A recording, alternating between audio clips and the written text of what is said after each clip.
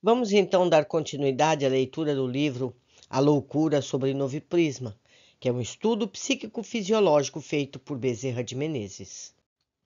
Como sempre, recomendo que abram a leitura anterior, escutem o último minuto para terem sequência de toda a leitura. Vamos lá. Passemos ao segundo caso. Uma figura fantástica avançou de um canto da sala, foi tomar um harmônio e o tocou. Harmônio é um instrumento musical. Essa figura foi visível por muitos minutos, e a todos que viam ao mesmo tempo, notou pronto o médium Home. O fantasma aproximou-se de uma dama, sentada fora do círculo dos assistentes, e desapareceu, logo que ela deu um grito de medo. Como se vê, a inteligência que produziu os fenômenos observados e descrito por Crookes vai se afastando tanto da imaginária força psíquica quanto caminha veloz para confundir-se com os espíritos ou almas dos que morreram.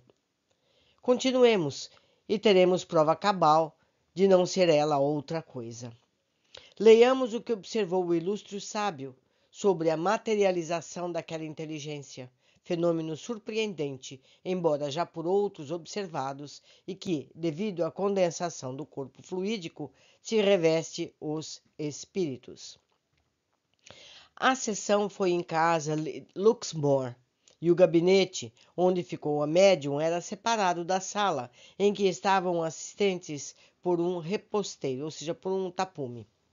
Satisfeita a necessidade de impressionar-se a câmera, ou seja, fazer fotografia, e de examinarem-se as fechaduras, entrou a médium para o gabinete. Pouco tempo depois, apareceu Cat, o espírito materializado, ao pé do reposteiro, ou seja, do tapume, mas retirou-se, dizendo que a sua médium não estava bem disposta e por isso não podia, sem perigo para ela, cair em sono que desse a ela se manifestar. E explico eu, uma manifestação de materialização, o médium que doa ectoplasma para isso, corre mesmo risco até mesmo de vida, se for feito alguma atitude brusca. Continuando. Eu estava a poucos passos do reposteiro, atrás do qual estava sentada a senhorita Cook, a médium, e pude bem ouvir seus gemidos e queixumes. Suas fadigas continuaram por todo o tempo da sessão, e uma vez, achando-se diante de mim, a forma de Cat ouviu distintamente um gemido de Cook. Entretanto, a prova positiva de que os gemidos vinham do gabinete onde estava Cook, embora Cat estivesse fora, era coisa muito séria para ser baseada em suposições. Eis aí a inteligência invisível manifestada por um espírito visível, que fala, que anda e que, vê-lo-emos, é tangível como qualquer pessoa viva, tendo a propriedade de desfazer-se rapidamente como fumo, ou seja, como fumaça. O prosseguimento dessas extraordinárias experiências levou o sábio a dizer: sou feliz por poder assegurar que obtive, enfim, a prova absoluta do que avancei na precedente carta. Como obter aquela prova? Por enquanto, não falarei da maior parte das provas que me forneceu Cat, nas numerosas ocasiões em que Cook se prestou às sessões em minha casa, e não descreverei senão as que recentemente colhi. Havia já algum tempo que eu experimentava com uma lâmpada de óleo fosforado, no intuito de fazer visíveis alguns fenômenos misteriosos do gabinete, tendo para isso boas razões que Cat partilhava. A 12 de março, em uma sessão em minha casa, e depois de Cat ter passado por entre nós e de nos haver dirigido a palavra por algum tempo, vimo-la retirar-se para detrás do reposteiro que nos separava de Cook. Pouco depois chamou-me para dizer-me: entre, levante a cabeça da minha médium, que está pendida para o chão. Cat estava então diante de mim, com seu costume vestido branco e o infalível turbante. Imediatamente dirigi-me para Cook, afastando-se Cat para me dar passagem. Realmente, Cook tinha escorregado um pouco do sofá e sua cabeça pendente estava em penosa posição. Ergui-a, coloquei-a na posição cômoda, tendo, apesar da escuridão, a viva satisfação de verificar que ela não estava vestida como Cat, mas sim com seu vestido habitual de veludo, e mais, que se achava em profunda letargia. Não eram decorridos 5 segundos entre o momento que a vi Cat de vestido branco e me achei com Cookie e encordei-a no sofá. Voltando-se ao meu posto de observação, apareceu-me Cat e disse-me que lhe era, talvez possível, apresentar-se-me conjuntamente com sua médium. O gás foi quase apagado e ela me pediu a lâmpada de óleo fosforado, a cuja luz se me aprestou por alguns segundos, entregando-me dizendo: agora entre e venha ver a minha médium. Seguia de perto e à luz da lâmpada vi Cook, deitada no sofá, como a tinha deixado. Mas olhando em torno de mim, não vi Cat, a quem chamei sem resposta. Voltei para meu lugar, onde Cat me disse que não tinha saído de junto de mim.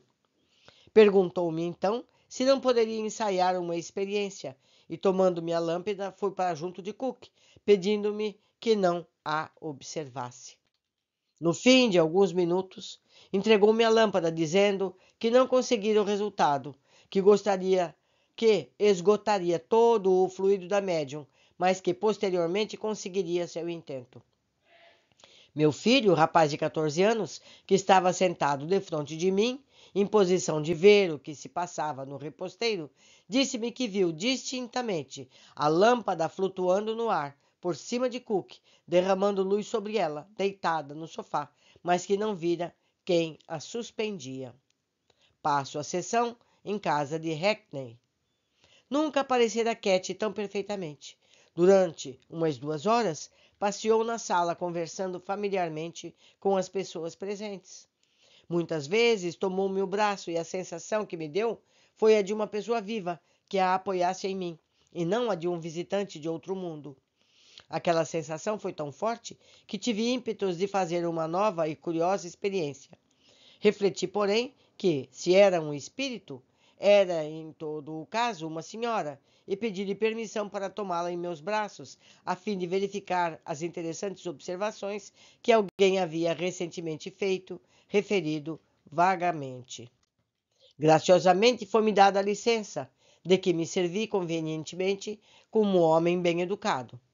Miss Wackman fica somente sem saber que pude confirmar sua asserção de ser o fantasma que, aliás, nenhuma resistência opôs ao exame, um ser tão natural como Cook. Cat disse-me então que se julgava com força para mostrar-se juntamente com sua médium. Diminuí a luz, tomei a lâmpada e penetrei onde se achava a médium. Tinha, porém, previamente pedido a um dos meus amigos presentes, hábil estenógrafo, que grafasse tudo o que eu falasse no quarto, porque eu sabia a importância que se liga nas primeiras impressões e não queria confiar somente em minha memória. Entrei cautelosamente e procurei, tateando a médium, que descobri sentada no chão. Deixei penetrar ar na lâmpada e vi moça vestida de veludo preto, como no princípio da sessão, parecendo completamente insensível. Elevando a lâmpada, olhei em torno e vi Cat, por detrás e bem junto de Cook, vestida de roupas curtas flutuantes, como se apresentara naquela sessão. Segurando uma das mãos de Cook, movi a lâmpada, de modo a iluminar todo o corpo de Cat, e a bem reconhecer que era realmente ela, a que eu tive em meus braços, e não uma criação de cérebro doentio. Ela não falou, mas com a cabeça fez sinal de compreender-me. Pelos que se conhece hoje sobre a propriedade do perispírito, poder-se-ia supor que foi um desdobramento da médium que produziu a dupla aparição. Prossigamos, porém, e reconheceremos a verdade da manifestação tangível de um espírito. Antes de terminar, é Crux quem fala. Desejo fazer conhecer algumas diferenças que observei entre Cat e Cook. O talhe da primeira é variável. Em minha casa vi 1,5 centímetro maior que o de Cook. Ontem, porém, tendo os pés descalços, era apenas maior 1 centímetro. Ontem à noite, Cat esteve com o pescoço nu e mostrava uma pele macia ao tato, enquanto Cook tem uma cicatriz bem visível que torna a pele áspera. As orelhas de Cat são muito mais longas, seu rosto mais comprido. A cor de Cat é clara, Cook é morena. Há sensíveis diferenças de modos das duas, até quando a se exprimirem. Diante da minuciosa exposição do sábio observador, desaparecerem as suspeitas de serem as duas a mesma pessoa, quer pelo dolo da médium, quer por desdobramento, bicorporiedade dela. Os desdobramentos são fenômenos hoje conhecidos pela ciência, e o seu característico é que a imagem em nada pode diferir do corpo material quanto aos sinais físicos. Seriam as provas da aparição daquele espírito tão minuciosa, escrupulosa e cientificamente colhidas por ilusão do respeitável sábio? Além de que todas as suas experiências foram feitas em presença de muitas pessoas, tão respeitáveis quanto competentes, aí vem sua última carta, desfazer qualquer vacilação. Crookes refere aí como conseguiu, por indicação de Cat, e em sua presença na de todos, tirarem fotografias do espírito e de sua médium juntas. Durante esse trabalho, os assistentes tiveram ocasião de ver, bem distintos, o espírito da sua médium Kate e Cook. Tenho a mais absoluta certeza de que Cook e Cat, duas pessoas distintas, ao menos quanto ao seu corpo. Quando chegou o momento de deixar-nos, eu pedi Cat, por favor, de ser o último que a visse. Ela chamou um por um todos os presentes, aos quais dirigiu palavras afetuosas e conselhos. Terminadas as despedidas, convidou-me a segui-la ao quarto da médium, para permanecer com ela até o fim. Depois de ter corrido o reposteiro, ou seja, o tapume, conversou comigo por algum tempo e foi ter com Cook inanimada. Desperta, disse que é chegada a hora de deixar-te. Cook ergueu-se, banhada em lágrimas, e suplicando-lhe que se demorasse um pouco mais. Não posso, minha querida. Está completa a minha missão. Deus te abençoe. Conversou com Cook até que as lágrimas desta lhe tolheram a voz.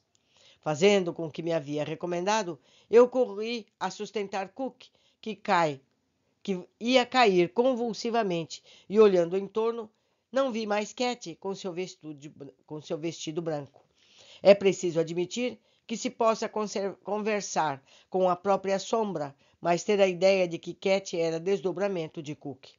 É preciso admitir que Crookes, a seu respeitável auditório, foram tomados ao mesmo tempo de insânia ou de homens da maior responsabilidade, combinaram-se para darem por verdade uma mentira, miserável embuste, para ter-se o pensamento de que o médium e o espírito são a mesma pessoa. Seriam as experiências insubsistentes sem o rigor das observações científicas? A resposta está na obra de Crookes. Por mais que choquem as crenças gerais, os fatos atestados por Crookes, o nome e a alta competência do observador se impõem aos mais refratários. E como os fenômenos observados por Crookes dão testemunho irrecusável de um espírito sob a forma corporal e que a tomava e deixava instantaneamente à vista de todos, pode-se dizer materialmente provado que há espíritos, que o espírito é imortal e que o ser humano, cuja essência é o espírito, não acaba na morte, conservando sempre a consciência de sua individualidade. É verdade que Dacier, emperrado materialista, obrigado a confessar que viu aparições espirituais, arma sofisma à sua própria consciência, imaginando que o espírito é a figura do homem material, que ainda subsiste depois da morte, por não ter ainda de todo extinguido o fluido vital. É necessário decidido propósito de repelir a luz para formular tais hipóteses. Se o fluido vital ainda subsistir deve a matéria vitalizada, o corpo, portanto, não se pode verificar-se a morte, além de que uma figura ou uma imagem que fala, que raciocina, que toma na mão uma lâmpada, que dá conselhos, que faz em suma o que Cat O que fez Cat não é coisa mais estupenda do que admitir, no ser humano, uma parte que morre e outra que é imortal, duas substâncias distintas? Para todo ser humano sensato, confessar Dacier que viu aparições é confessar verdadeiros os fatos citados por Crookes. Esta confissão, de tão insuspeita origem, vale pela mais robusta prova que possam dar os processos positivistas. O fato é tão real que um materialista da intransigência de Dacier não lhe pôde negar seu testemunho. Com o que temos longamente exposto, fica plenamente elucidada a nossa tese. Não será, porém, cioso corroborar as experiências de Crookes com as de outros sábios. Os estudos de Varley, ajuntaremos os de Wallace, por ele próprio publicados em uma notável carta dirigida ao Times, para explicar como e por que se fez espírita. O venerando sábio, que disputava a Darwin a descoberta da lei do transformismo, escreveu: como tenha sido increpado por muitos e dos vossos correspondentes como um homem de ciência, que acredita no espiritismo, peço licença para dizer-vos em que fundamentos assenta a minha crença. Comecei minhas pesquisas há quase 8 anos por uma feliz circunstância que me facilitou experimentar, em minha casa e em larga escala, com a assistência de pessoas da maior confiança, sendo então muito menos frequentes e acessíveis os maravilhosos fenômenos.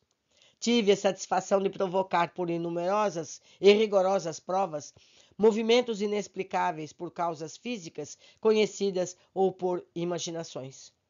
Familiarizado assim com aqueles fenômenos, cuja realidade não pode ser posta em dúvida, tive ocasião de compará-los com as manifestações dos médiuns de profissão e de reconhecer que existe, entre uns e outros, perfeita identidade de causa. Pude igualmente obter, pela mais paciente observação, as mais curiosas e seguras provas da realidade, cujas minúcias exigiriam volumes. Ser-me-á, porém, permitido descrevê-las ligeiramente, a fim de mostrar como se pode evitar uma fraude. Uma dama, que nunca vira fenômenos espíritas, pediu-me e a minha irmã para acompanhá-la a um médium afamado. Obtivemos uma sessão em pleno dia. Depois de grande número de pancadas e movimentos, coisa muito comum, nossa amiga perguntou se era possível evocar-se uma pessoa com quem desejava falar. A resposta afirmativa, a dama começou a ler as letras do alfabeto impresso, enquanto eu tomava as que eram dirigidas para formarem o nome. Nem eu nem minha irmã sabíamos o nome do homem evocado, nem sequer conhecíamos o dos parentes mortos. Também ela nunca tinha visto um médium. As letras que tomei foram Y, R, N, E, H, N, O, S, P, M, O, H e T. Logo que foram designadas as primeiras letras, a dama exclamou: isto não significa coisa alguma, é melhor começar de novo.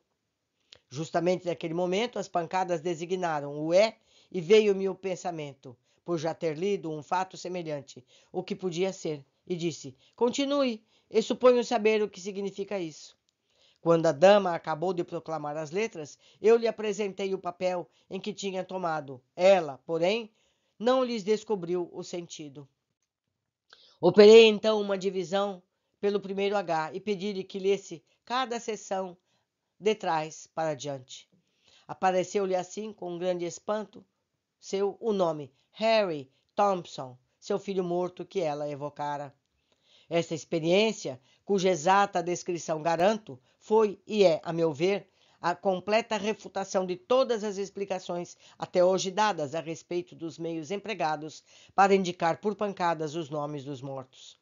De fato, esse fato, garantido por um homem de estatura moral e científica de Wallace, e escudado nas observações análogas de Robert Chambers, do professor William Gregory, do professor Hare, de Dr. Gilly, de Malvern e do juiz Edmonds, e não ser repelido por mentiroso é de convencer os mais refratários.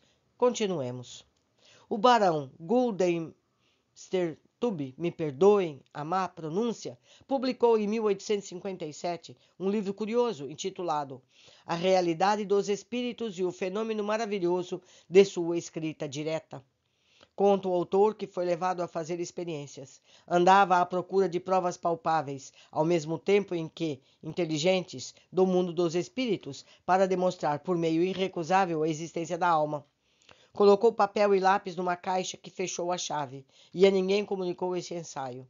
Para maior segurança, guardou consigo a chave. Esperou em vão 12 dias. Porém, ao 13º dia, foi surpreendido pelo aparecimento de alguns caracteres. Repetiu a experiência 10 vezes no mesmo dia para convencer-se de que não fora vítima de ilusões. Deu parte a seu amigo Conde d'Orchus de sua maravilhosa descoberta, e juntos fizeram repetidas tentativas, obtendo o conde uma comunicação de sua mãe, morta havia cerca de 20 anos, cuja letra foi reconhecida. Oxon, o sábio professor, que experimentou por 5 anos sobre a escrita direta, exprime-se nesses termos de sua obra: Coisas do Outro Mundo. Há 5 anos estou familiarizado com os fenômenos de psicografia que tenho observado por médiuns conhecidos e por damas e cavalheiros de força medianímica. No curso das minhas observações, vi psicografias obtidas em caixas fechadas, que é a escrita direta, sobre o papel escrupulosamente marcado e colocado em lugar especial, donde não pudesse ser removido. Papel metido em envelopes fechados, em ardósias dobradas. Vi escritas produzidas quase instantaneamente, e essas experiências me provaram que todas eram sempre obtidas pelo mesmo processo. Ao passo que se vê, algumas vezes, o lápis correr como se fora guiado por invisível mão. Vê-se outras vezes aparecer a escrita sem intervenção de lápis. E o caso, observado por Crookes, de uma luminosa mão arranca-lhe o lápis e escrever à sua vista. Zoellner, o sábio alemão, firmando suas asseverações no testemunho de pessoas respeitáveis como professores Fechner, Weber, Schleiber, as expõe assim. Na noite de 16 de novembro de 1876, coloquei numa sala, onde o médio Slade nunca tinha entrado, uma mesa de 4 cadeiras. Eu e o professor Brown Fletcher e Slade sentamo-nos ao redor da mesa. E desde que fizemos uma cadeia pela ligação de nossas mãos, deram-se pancadas na mesa. Tinha eu comprado uma ardósia de Slade, colocou-o numa borda da mesa, tendo em cima um lápis. Notamos que este não se moveu. Limpou-se a ardósia e Slade colocou-a com 2 lápis sobre a cabeça do professor Brown. Ouvimos o ruído do lápis na lousa e, quando esta lhe foi retirada, verificou-se que tinha muitas linhas escritas. Inopinadamente, um móvel que estava distante de Slade, ele ficava pelas costas, pôs-se em movimento e afastou-se alguns pés da parede. Vamos dar uma pausa agora, neste imenso capítulo 1, para seguirmos na próxima leitura. Convido sempre que repitam o último minuto da leitura para começar o próximo. Dessa forma, vocês terão a continuidade do texto. Por hoje ficamos por aqui. Um grande abraço a todos e até breve.